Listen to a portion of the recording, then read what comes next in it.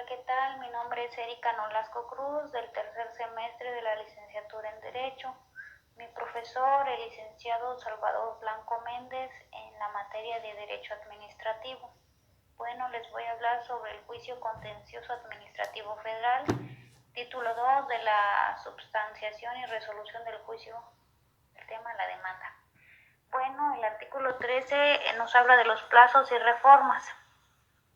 Los medios de presentación nos dice que el demandante podrá presentar su demanda mediante juicio en la vía tradicional, por escrito o por la sala regional competente o en línea a través del sistema de justicia en línea. Para este último caso, el demandante deberá presentar su opción de cuál de las dos vías eligió al momento de presentar la demanda. De no señalar alguna opción en particular, se entenderá que eligió tramitar su demanda por la vía tradicional.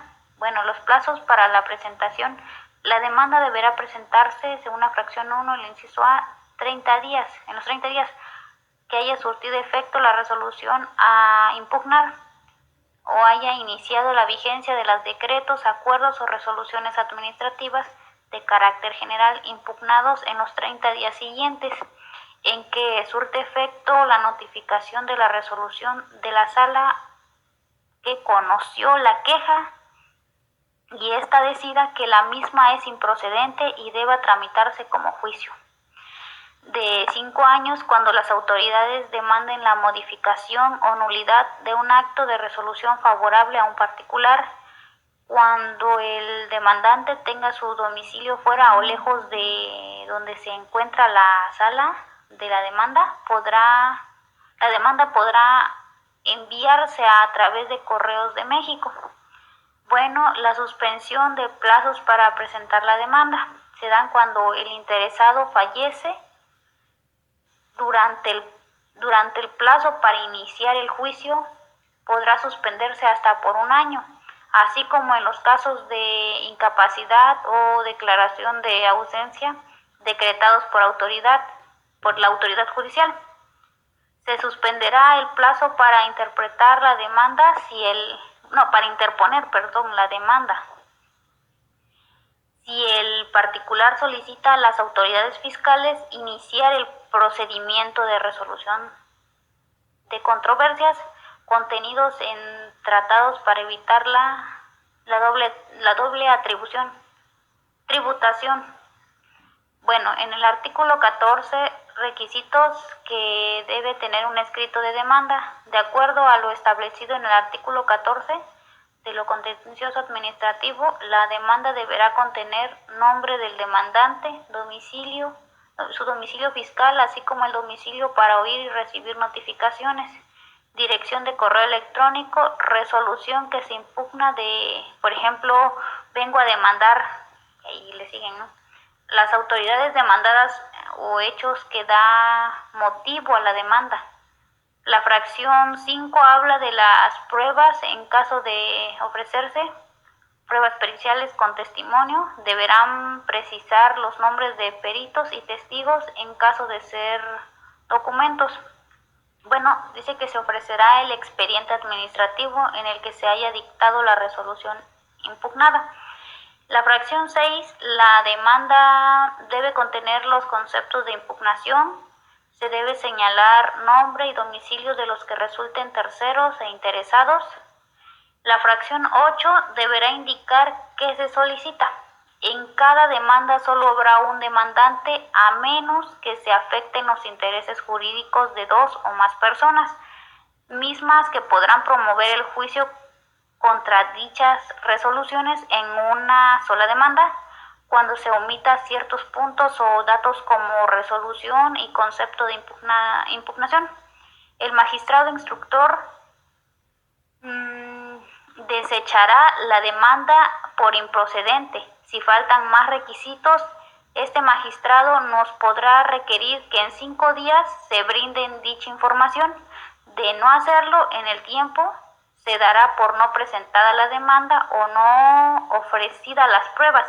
Y si no se señala el correo electrónico, no nos enviarán el aviso electrónico que nos corresponda. Bueno, ahora el artículo 15. el demandante deberá adjuntar a su demanda, según la fracción 1, una copia de esta y de los documentos anexos para cada una de las partes. La fracción 2, documento, nos dice que el documento que acredite su personalidad deberá señalar los datos de registro del documento con que éste acredita ante el tribunal cuando no esté en cuenta propia o por su propia cuenta. La fracción 3 nos dice que el documento que conste la resolución impugnada, donde conste pues la resolución impugnada. La fracción 4, si se impugna una resolución negativa, ficta llevará una copia en la que sobre el sello de recepción de la instancia no resuelta expresamente por la autoridad. Bueno, la fracción 5, la constancia de la notificación de resolución impugnada. 6, cuando no se recibe constancia de notificación o enviada por correo. Así se hará constar el escrito de demanda, señalando la fecha. Si la autoridad demandada, al contestar la demanda, hace valer su extemporaneidad, deberá anexar la constancia de notificación en que se apoya y el magistrado instructor deberá basarse en el artículo 17, fracción 5 de esta ley. La fracción 7 nos dice que el cuestionario del perito debe ir firmado por el demandante. 8. El interrogatorio de la prueba testimonial debe ir firmado por el demandante en el caso señalado párrafo 44 de esta ley. 9. Pruebas documentales. La sala solicitará los documentos que fueron considerados en el procedimiento administrativo como información confidencial o comercial reservada. Cuando las pruebas no estén en poder de la persona demandante, éste debe señalar el archivo o lugar en que se encuentran para que se manden a expedir su copia de estos. Con una copia de solicitud la va a presentar el demandante 5 días antes de la interposición de la demanda. Si no se adjuntan dichos documentos a la demanda, el magistrado instructor lo requerirá en un plazo de 5 días. De pasarse los 5 días, se dará por no presentada la demanda, según la fracción 1 a 5. Y si son pruebas referidas a las fracciones 7, 8 y 9, se tendrá por no ofrecidas.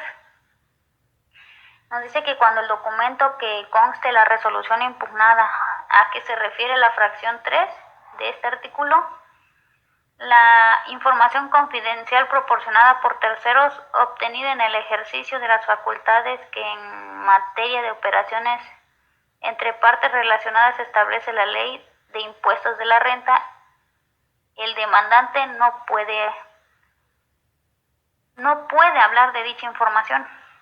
La información confidencial de que habla dicha ley no puede ponerse a disposición de las autoridades en la demanda para oír y recibir notificaciones, salvo representantes, según el artículo 46, fracción 4, en el quinto párrafo, y el artículo 48, fracción 7 del Código Fiscal de la Federación. El artículo 16 nos dice que cuando la resolución administrativa no fue notificada o lo fue ilegalmente, cuando sea impugnable, se estará en las reglas siguientes. 1. Si el demandante afirma conocer la resolución administrativa, los conceptos de impugnación contra su notificación y resolución de la misma deberá impugnar contra su notificación, deberán hacerse valer en la demanda y manifestará la fecha en que la conoció. Regla 2.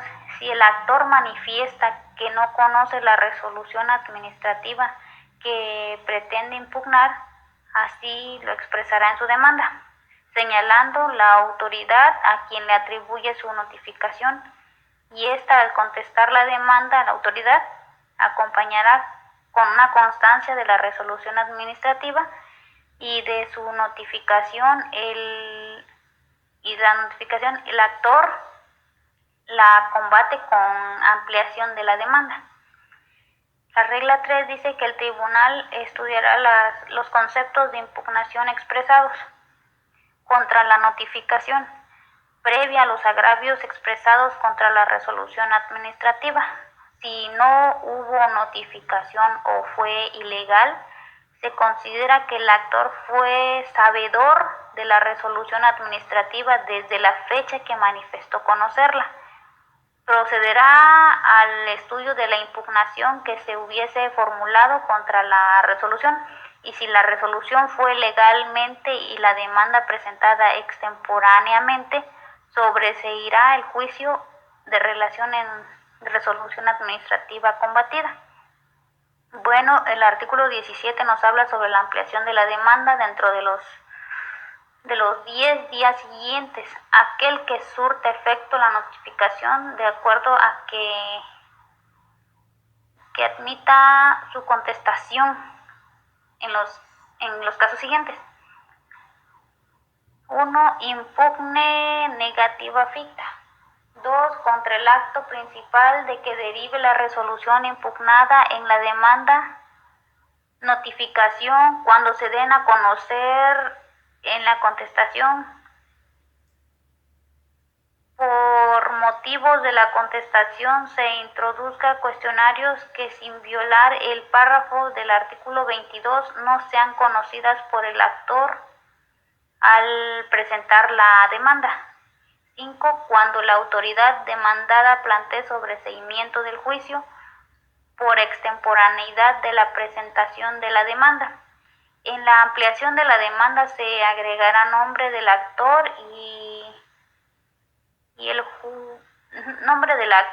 el juicio en que se actúa, adjuntando copias necesarias para traslados, pruebas y documentos.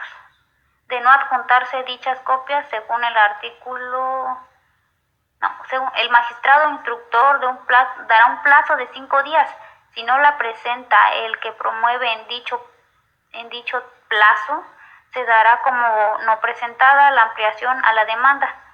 Las pruebas documentales o cuestionarios dirigidas a peritos y testigos a que se refieren las fracciones 7, 8 y 9 del artículo 15 se tendrá por no ofrecidas.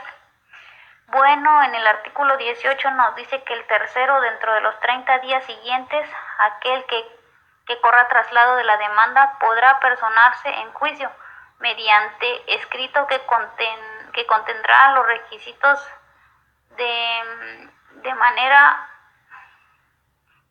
que contendrá los requisitos de demanda o de la contestación según sea el caso, como la justificación de su derecho para intervenir en el asunto.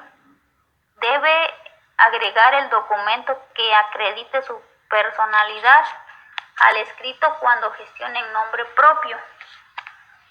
Bueno, eso sería todo. Gracias.